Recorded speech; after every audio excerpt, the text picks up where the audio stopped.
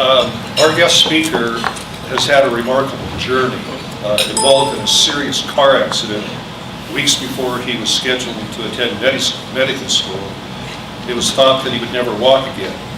Well, he did, and graduated from the University of Iowa College of Medicine in 2005. He is now a medical director of rehabilitation at St. Luke's and became aware that a critical piece of equipment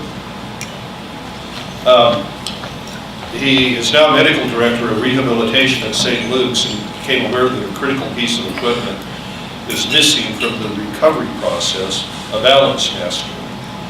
He has set a goal to climb Mount Borah. He has assembled a team to help, and with courage and determination, he will climb Mount Borah on August 17th. I'm now going to let him tell us why. Please welcome Dr. Jon Myers.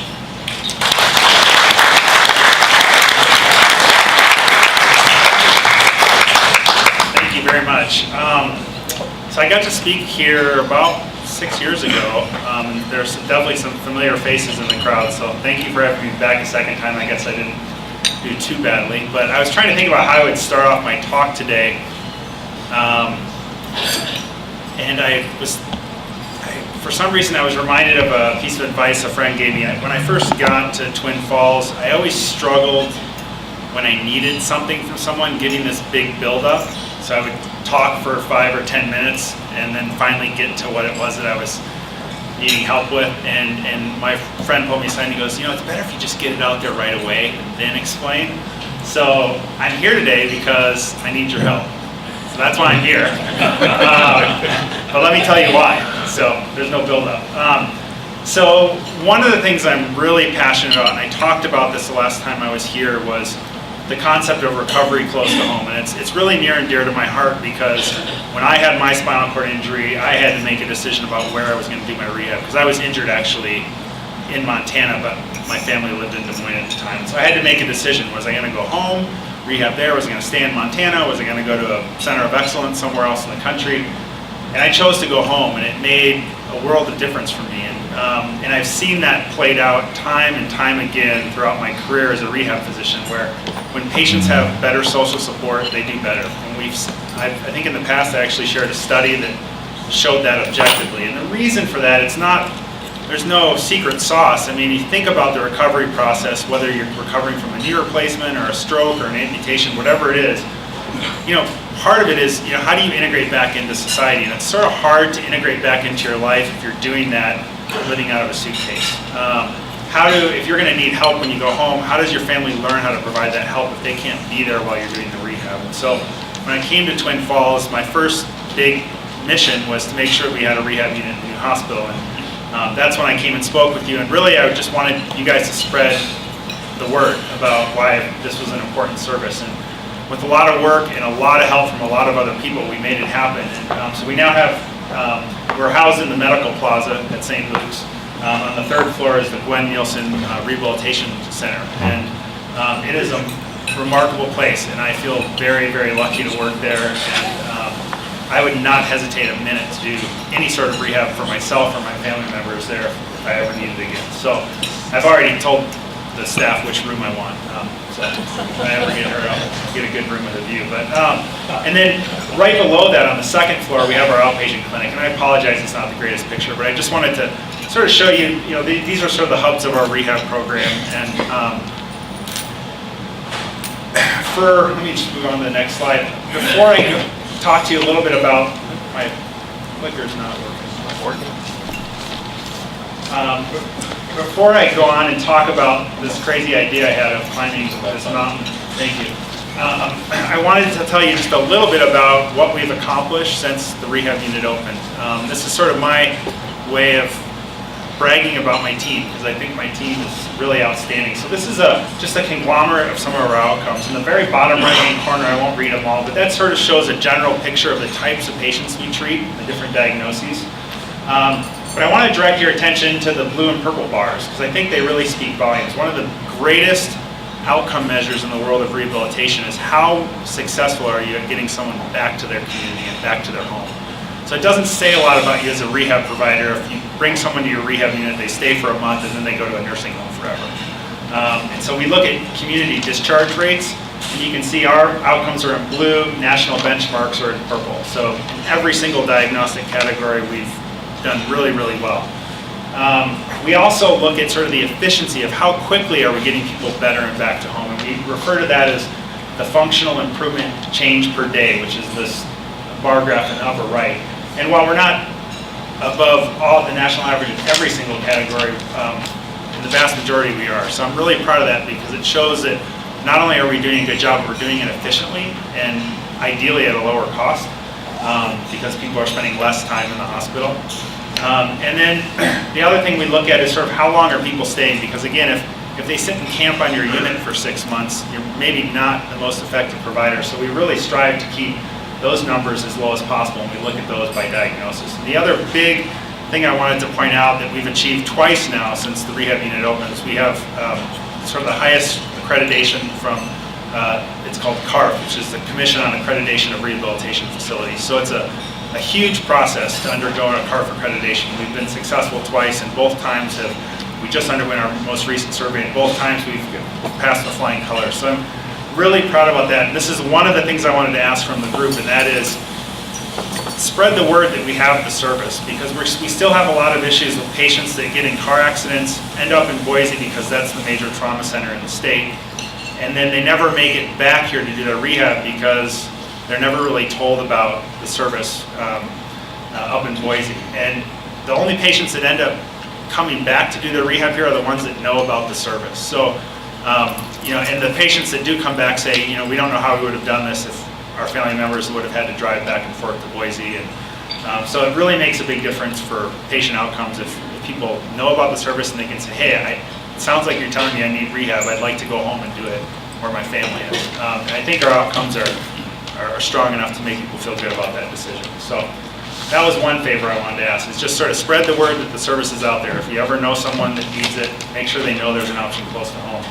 The next thing, and this is the main focus of the talk, is I wanted to talk a little bit about balance. And so balance is a pretty important thing that we hardly ever think about. From the day we start crawling to the day we take our last steps and can no longer do it on our own, our body is always processing vast amounts of information so that we can stay upright and avoid falls. I'm not going to give you a huge anatomy lecture here, but to help you understand why we're trying to bring this device, the Balance Master to Twin Falls, I think it's important to understand a little bit of sort of the basics of balance. And really, there are sort of 3 systems in our body that help us with our balance. And I like to think of balance as like a 3-legged stool. And if you take one of those legs out, you're going to have a pretty unstable seat. So one is our vision. And if you've ever tried to go to the bathroom in the middle of the night, you know that without vision, it's a little trickier to balance, but it can be done. But it's not easy.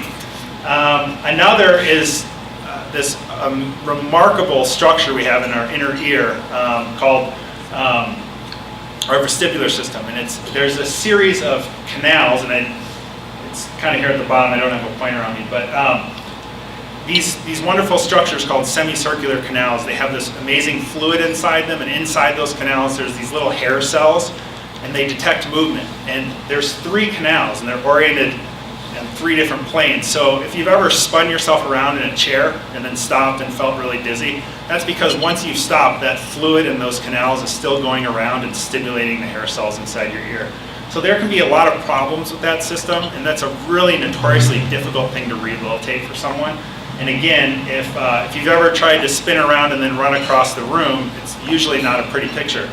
And then the last thing is sort of our sensory system. And the fancy medical term we use for this is proprioception. So this is our body's ability to sense where we are in space without looking at it. So if I were to close my eyes, place my arm out and bend my elbow, I could describe for you what position my arm is in.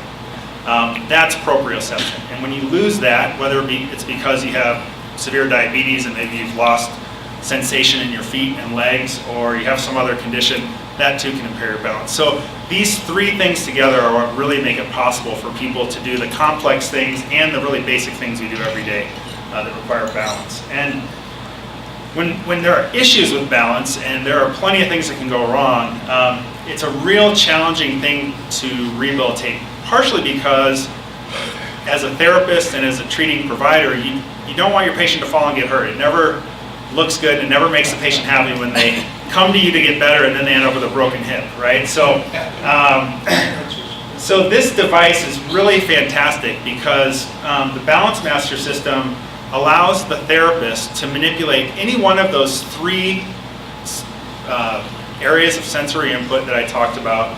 It allows them to collect really perfectly objective data, and it also, as you can see in the picture of the patient with the harness, it has a safety feature built in. So if patients do lose their balance, which they always do during these treatments, they don't come tumbling to the ground. So one of the things the device does is, you can see it sort of like has a 270-degree surround. When you step into it, the therapist can, through programming the computer, can actually have the device move in different orientations to throw off your balance. The force plate on the bottom not only senses your weight distribution and various aspects of your stance, but also moves if therapist programmed it to do so. And then there's a computer screen in front that will give the patient targets to shift their weight to. So maybe there's an object on the screen and it tells the patient, try to move the ball to the right, and the patient will lean, and because of that response on the force plate, the ball moves. So it's challenging that visual system again. So there's all these really wonderful things that a therapist can do in this setting, and a single therapist at that, not worry about the patient getting hurt, and also at the same time collect really meaningful data that can help devise an even more effective treatment plan going forward. Now, this seems like a pretty cool device, and a lot of people probably think, oh, this must be the latest and greatest thing. It's not. I used it when I was doing my rehab. So these have been around for at least 17 years, because I was injured 17 years ago. And when I first came here, I had a bigger fish to fry, and that was making sure we had a rehab unit in the community. But this was one of the glaring things I saw that we didn't have. And it not only wasn't so important that we had it, but there was not a single one of these in the entire Magic Valley. Part of the reason is the price tag is very hefty. It's a $125,000 piece of equipment. And then once you purchase it, you have to have a therapist that's skilled enough to use it. It has to have advanced certifications. Well, we started the other way. We started with the therapist, got them the training and the certifications. We're in a position now where we're ready to have someone that can run the machine, but we want to bring the machine to the community. So just to quickly talk about, we're going to finish up here pretty quickly, but to talk about the indications for the machine. So it's used very commonly in concussion, so that's a huge issue now. I'm sure you've seen and heard in the media with adolescent sports and even professional sports. We see a lot of concussions. I see a lot in my clinic. This is one of those things that there are times where I have to send someone to Boise because we don't have this resource here. Vestibular disorders, like I talked about earlier, problems with the inner ear, this is standard of care for that. Neurorehabilitation and fall prevention. So we're always looking, when we have patients come into our clinics, we do a fall questionnaire, and we stratify them on their risk for falls. And then it's like, well, what do you do with that information? How do you prevent them from falling? Well, this is a tool that can actually help us with that. And then there's a whole variety of other indications that you can use this as a supplement to people's therapy. So I mentioned I had a spinal cord injury. I used this in my own rehab. It was hugely beneficial for me.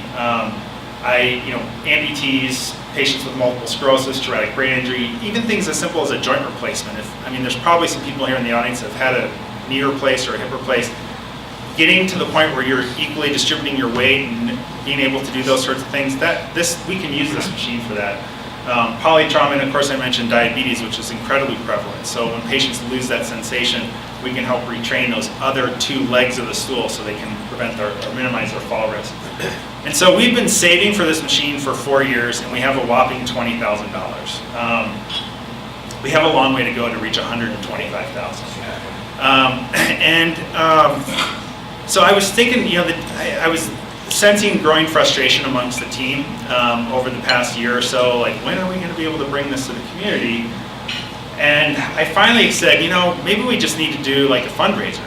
And everyone's like, I don't think we can sell enough brownies, to make $125,000. I'm like, well, what if we really thought outside the box? And I thought, would it be at all inspiring if someone with a spinal cord injury climbed Mount Borah? Now, I know Mount Borah is not Mount Everest. I know a lot of people have done it. There's probably people in this room that have climbed Mount Borah. I think anyone that has climbed will tell you it is a very challenging climb. It's a full day of climbing, so for anyone that's able-bodied. I think there are some crazy freak athletes that can get up there pretty quick, but for the vast majority of people, it's a tough climb. For someone like myself, it's especially challenging. And my thought was, if I did it, would that inspire people to maybe consider giving so that we can bring this device to the community? And so a lot of you may know the standard sort of route up the mountain is this southwest ridge approach. It's considered what they call a class 3 scramble. So there's not a lot of technical climbing. There's some bouldering and a little bit of climbing up here at the top, but a lot of it is a pretty rigorous hike. I was talking to someone that climbed it recently, and they said, the first part until you get up to the ridge, if it were any steeper, you'd have to use your hands. So it's just barely tame enough that you can hike it, but it's really difficult.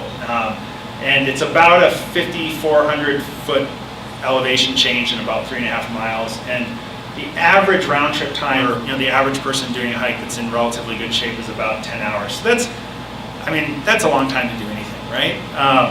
Well, and this isn't a woe is me story, but I do have to say I'm not the average guy. So I was in this really bad car accident, and I think I shared the same picture with you guys when I was here 5 years ago in Montana. This was back in 1999. My brother fell asleep at the wheel. When the dust settled, I was paralyzed from the neck down. And like was said earlier, I was told I was never going to walk again, and I was really fortunate that I had a great rehab program and I had a great outcome that I ended up being able to regain the ability to walk. It took a long time. I think I used a wheelchair for about 2 years just because I didn't have the endurance and stamina. But these are just some of the pictures from my rehab process and my journey. And so there's sort of 3 considerations for a person like myself trying to do something like this. One is that if anyone has ever heard of muscle fiber types, so there's fast twitch and slow twitch muscles, and a lot of times this is discussed in the context of sprinters versus marathon runners. So if you've ever looked at a sprinter, their physiology is different. You can't take a sprinter and ask them to run 20 miles and expect they're going to do really well, but vice versa, you can't take a great marathoner and put them on a 100-yard dash and expect they're going to win, right?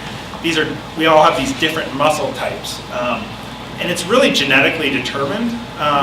And most people have a pretty even mix, but people who have a higher mix of the endurance type fibers end up gravitating towards activities and sports that require endurance. And those who have more of the fast twitch fibers end up doing things like basketball and things that require speed and quickness and agility. And to some extent, you can train for that and improve that balance in one direction or another.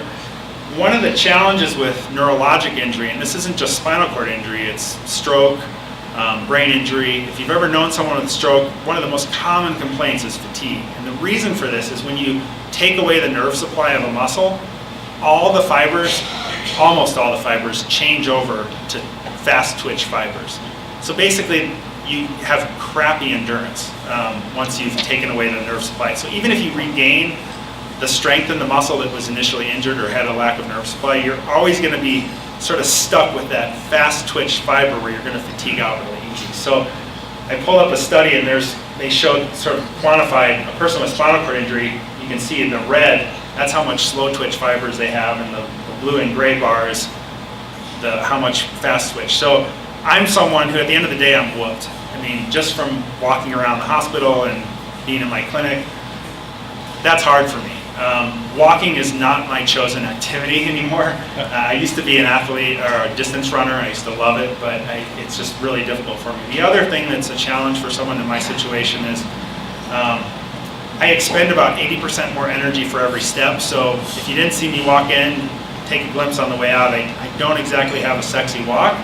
And that's because I have a few things going on. I have foot drop on one side, I wear a brace, I have a condition called spasticity where the muscles are tight and I have no control over that. So I'm sort of fighting the pathology every step I take. So, and I sort of joked about this, there was a Times article done about it, but to some extent it's true. I mean, for me, climbing Mount Borah, it's kind of like doing it, but doing it 80% higher. I mean, it's going to be a real challenge. And then I also have some significant balance deficits. So you combine all these things, and it does become a a much more challenging proposition. And so my hope is that people see that and recognize that, I'm not doing this necessarily because I really want to go to the top of Mount Borah. And I'm not doing it because I want any sort of accolade. I'm doing it because I want to bring this awareness about this lack of a service we have in the community, and I'm also doing it because I want our community to have it. I love Twin Falls. I've been here 7 years.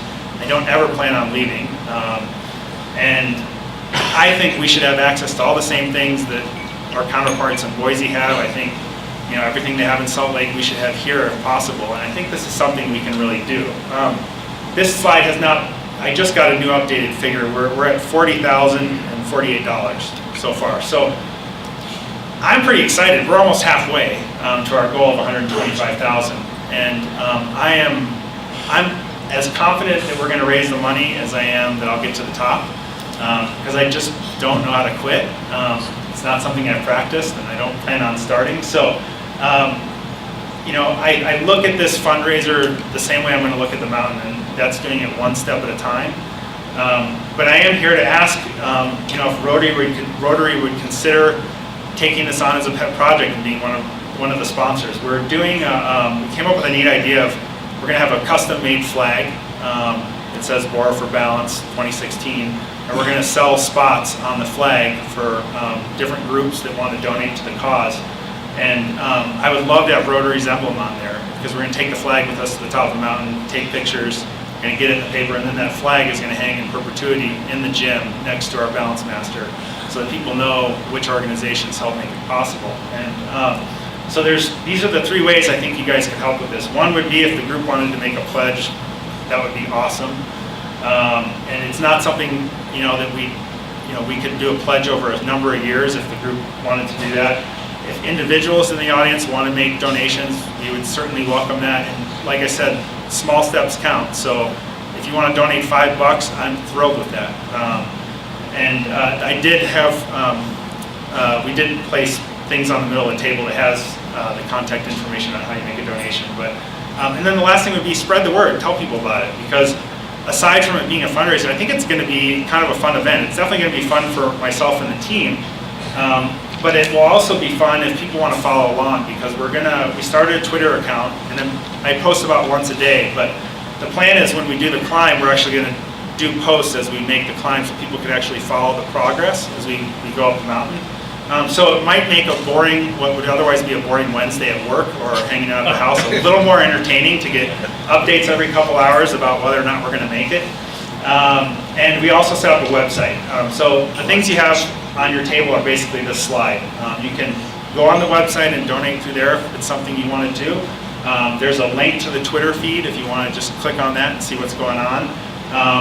And then if you also wanted to just reach out to the foundation, Dawn's here, she can answer questions, but I'd like the group to at least consider it, and if the group chooses not to, I just want to thank you for the opportunity, and it doesn't cost anything to tell people about it, so at the very least, spread the word. It would really mean a lot to us. That's it. Any questions? Two questions. One, is the machine mostly diagnostic, or is it? It's both diagnostic and therapeutic. Yeah. And if the blood normally takes a person 10 hours, how long is it going to take you? Or you can't? Yeah, so that's a really good question. I don't know. So my average walking speed, because we all have smartphones now, we can figure this out, is slower than the average person. It's going to take me longer, there's no question. I'm going to start at 3 a.m. So we're going to sleep there at the trailhead the night before, start at 3 a.m., and if I can get down by sunset, I'll be happy. But I've already taken off. I took off Thursday and Friday because I don't anticipate being able to walk when this is over. So, but I'm doing, I've been doing a lot of training hikes, which in and of themselves have been challenging, hiking in and out of the canyon a couple days a week, and then doing some extra weightlifting. And I also swim every day, which is something I've been doing for a while, so I continue to do that. But trying to do what I can to position myself to be successful. But I'd be lying if I said I wasn't a little scared. I actually went to a wedding just this last week up in Missoula, so I drove by Borah, and I was like, looks a little bigger in person, But then again, I think I'll get there. It just might take a long time. What do you estimate the number of patients that you would be treating annually? Yeah, so that's a great question. We looked at that, and based on last year, looking at just all the patients we've treated, we estimated it'd be about 250 that we would have used the device for. But when we look at the number of patients that did out migration as far as going to a different, like going to Boise to have access, to get up to about 350. And I think, to be honest, it could be even more than that. Time would tell. But I mean, to be able to, impact the lives of 350 people a year would be fantastic.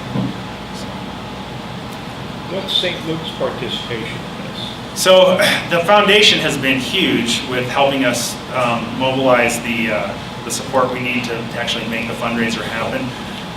St. Luke's, one of the challenges is, there are as the medical director, I attend these meetings where they talk about capital expenses, and everyone sort of puts their request in, and then they talk about how we're going to prioritize it. Because at the end of the day, there's always more requests than there are money. And to be very candid, it's hard to argue that this need is more important than a ventilator for a neonate, or a new surgical device that's going to be used every single day to save someone's life. And so I think the reason we haven't been able to gain the traction we wanted as far as just getting it purchased is that there's just been other priorities, to be very candid. So I feel like, I can't say this for sure, but we've already been really successful, and I think if we get within reaching distance, I think St. Luke's will step in and say, you've done a great job, we're going to make sure this happens. But I'd love not to have to even ask. I mean, I'd love to prove them wrong and make it happen. Yeah. Thank you. How many people are that? Well, I looked on it. I'm an Amazon Prime member, and yeah, they didn't have any. So we are reaching out to the manufacturer to see if maybe they'll give us a price break, and because this is a pretty cool thing I think that we're doing, and hopefully they would say, hey, we'll knock 10% off or something like that. So we're in the process of trying to talk with them. I really like your project. I'm going to donate some money to you. I want Rotary to support this. I have a question that comes into my mind though. Can't St. Luke's make money off of this and charge insurance? So that's a good question. They can't, and that's probably the reason that no other therapy provider in this community has one. Well, I'm with you. So there's no not to get into the weeds, but a lot of things in healthcare, it's Joe, yeah, exactly. But Joe Blow comes in and needs something done, and because we use a certain piece of equipment, they get charged a fee for that. This doesn't have any sort of code like that you can charge for, so it's 100% pure capital expense. There's no return on investment. I would argue that there is a return on investment because you have better patient outcomes. I would argue that they should fund this. Insurance companies should fund this as part of physical therapy. Yeah. My suspicion is that the company that makes the machine doesn't have a strong enough lobby in Washington to get the CPT code they need. What do you think, Trump will fix it? Yeah. I don't know. We'll see. Well, Dr. Myers, thank you. This thank you so much. Token of our appreciation.